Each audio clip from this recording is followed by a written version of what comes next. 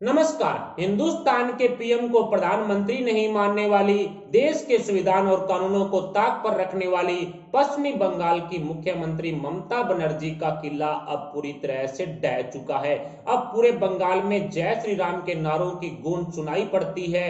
पश्चिमी बंगाल की 294 सीटों पर 8 चरणों में विधानसभा चुनाव होने जा रहा है और हिंदुस्तान में सबसे ज्यादा महत्वपूर्ण इस बार पश्चिमी बंगाल का चुनाव बन चुका है। पूरे देश की निगाहें पश्चिमी बंगाल पर टिकी हुई है। पिछले 10 सालों में हिंदुओं पर अत्याचार कर ममता बनर्जी ने जो माहौल पश्चिमी बंगाल में बनाया है, उसी का नतीजा रहा कि इस बार टीएमसी का पूरी तरह से सूपड़ा साफ हो रहा है।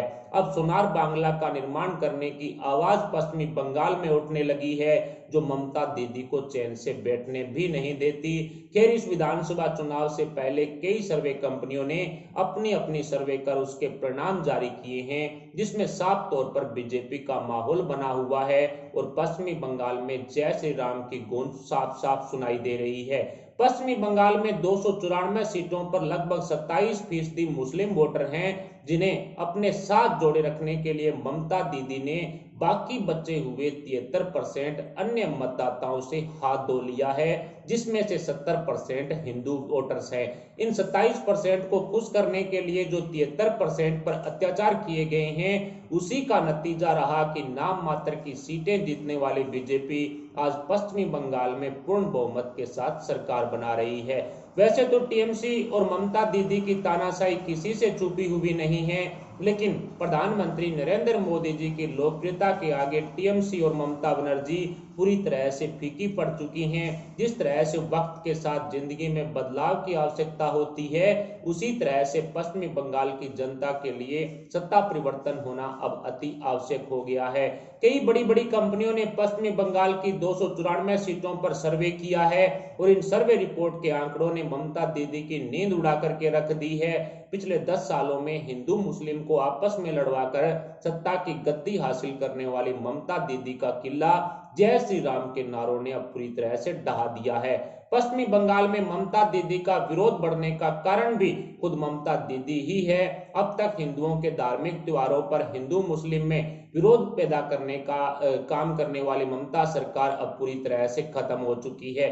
जब हिंदू मुस्लिम के बीच झगड़ा होता है तो पश्चिमी बंगाल की पुलिस मुस्लिम के साथ खड़ी हो जाती है, यानी 27% मुस्लिम वोटर को अपने साथ जोड़े रखने के लिए टीएमसी और ममता दीदी ने राजनीति की सारी हदें ही पार कर दी है। अब इसी तानाशाही से तंग आकर पश्चिमी बंगाल की हिंदू जनता ने ममता सरकार के खिलाफ विद्रोह कर दिया है। पश्चिमी बंगाल में लगभग 70% जो हिंदू वोटर्स हैं, जिसका पूरा फायदा बीजेपी को मिलने जा रहा है। मोदी सरकार ने सीएए लाकर पश्चिमी बंगाल के प्रवासी हिंदुओं को नागरिकता देने का ऐलान भी कर दिया है, जो बीजेपी के लिए गेम चेंजर साबित हुआ है। इसके अलावा मोदी सरकार की आयुष्मान भारत, प्रधानमंत्री किसान सम्मान निधि जैसी योजनाओं ने भी पश्चिमी बंगाल की जनता का मन पूरी तरह से मोह लिया है। मुख्यतः यही कारण रहा कि ममता दीदी ने टीएमसी को करो या मरो का नारा दिया है और इसी का परिणाम है कि पश्चिमी बंगाल में आए दिन टीएमसी और ममता दीदी के गुंडे हिंसा फैलाने का काम कर रहे हैं।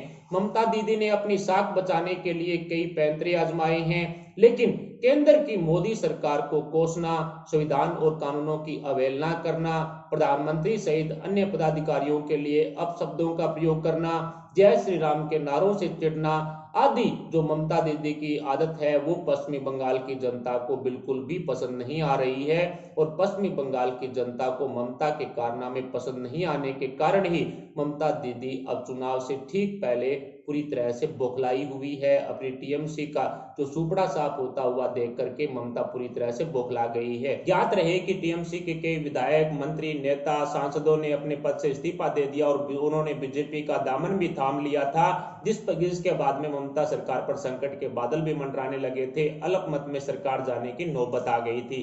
अब तो ममता को अपने उम्मीदवारों की जमानत जब्त होने का डर भी सताने लगा है।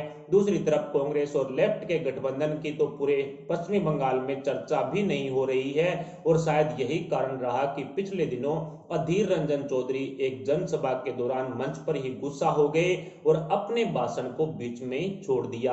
अधीर रंजन चौधरी कांग्रेस के जाने जाने माने नेता हैं और पश्चिमी बंगाल में पार्टी और गठबंधन की हालत देख करके उन मंच पर ही उनका गुस्सा है वो फूट गया।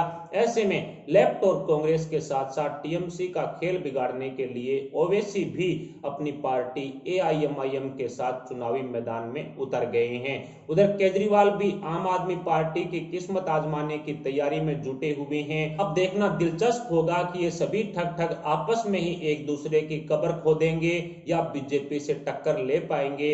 लेकिन पूरे बंगाल में बीजेपी और ममता दीदी की ही चर्चा हो रही है। लेफ्ट सहित कांग्रेस, आम आदमी पार्टी, एआईएमआईएम आदि की कोई चर्चा बंगाल में नहीं हो रही है।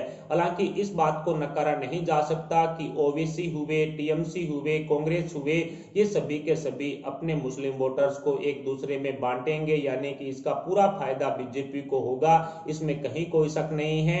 और ओवैसी को कांग्रेस तो बीजेपी की बी टीम भी बताती है। ऐसे में कहा जा सकता है कि ओवैसी मुस्लिम बहुल क्षेत्रों के अंदर टीएमसी, कांग्रेस और लेफ्ट तीनों को तगड़ा झटका दे सकते हैं। ऐसे में सर्वे कंपनियों ने एक चौंकाने वाला आंकड़ा जारी किया है। वैसे तो अलग अलग सर्वे एजेंसियों ने भिन्न भिन्न आंकड़ा दिया है, लेकिन इन आंकड़ों के औसत की चर्चा करें तो टीएमसी को 294 सीटों पर सर्वे में 110 से 120 सीटों पर जीत मिल रही है, क्योंकि कांग्रेस और लेफ्ट के गठबंधन से टीएमसी को बहुत ज्यादा नुकसान हो रहा है। और अब तो बताया जा रहा है कि एएसएफ भी कांग्रेस के साथ आ गया है, जिसकी वजह से मुस्लिम वोटर बंटने के चांसेस ज्यादा बढ़ गए हैं। वहीं कांग्रेस और लेफ्ट के गठबंधन को 30 से 40 सीटों पर जीत मिल सकती है, क्योंकि ओवैसी भी चुनावी मैदान में उतर चुके हैं। अन्य के खाते में 10 से 20 सीटें जाने का अनुमान सर्वे कंपनियों ने लगाया है। पश्चिमी बंगाल में गूंज रहे जय श्री राम के नारों का माहौल बहुत अच्छा है और बीजेपी इसे बरकरार रखती है तो 145 से 155 सीटों पर बीजेपी का कमल खिल सकता है। शुरुआती सर्वे आंकड़ों में बीजेपी पूर्ण बहुमत के साथ सरकार बनाती हुई साफ दिखाई पड़ रही है। 294 सीटों वाले पश्चिमी बंगाल की विधानसभा में बहुमत के लिए 148 की संख्या चाहिए और ये जादुई आंकड़ा 148 का भारतीय जनता पार्टी प्रथम सर्वे में ही हासिल कर रही है। अगर भारतीय जनता पार्टी की तरफ से इसी माहौल को पूरे चुनाव में बरकरार रखा जाता है 8 चरणों तक, तो आप मान करके चलिए भारतीय जनता पार्टी आसानी के साथ पश्चिमी बंगाल में कमल खिलाएगी। नाम मात्र की सीटों पर जीत दर्ज करने वाली बीजेपी आज पूरे पश्चिमी बंगाल में छाई हुई है। कांग्रेस पार्टी की अंतर्कलह पश्चिमी बंगाल में कांग्रेस को करारी हार तोहफे में देगी, इसमें कहीं कोई शक नहीं है। G23 ग्रुप के नेताओं ने कांग्रेस और राहुल गांधी परिवार के खिलाफ मोर्चा खोल रखा है। साथ ही लेफ्ट के अलावा आईएसएफ जो कट्टरवादी मुस्लिमों से गठबंधन करने पर भी कांग्रेस में कई बड़े नेता हैं वो नाराज चल रहे हैं।